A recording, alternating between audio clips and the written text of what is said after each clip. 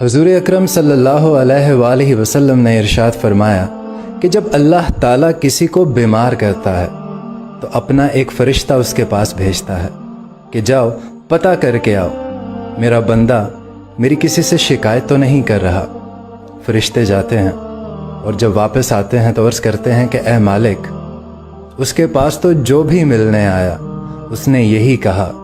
کہ الحمدللہ، جس حال میں اللہ نے رکھا میں راضی ہوں۔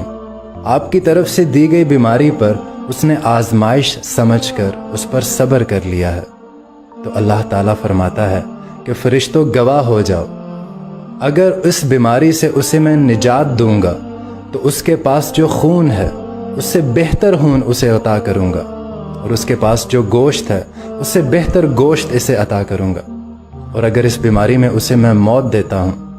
تو اسے میں جنت میں جگہ عطا کروں گا۔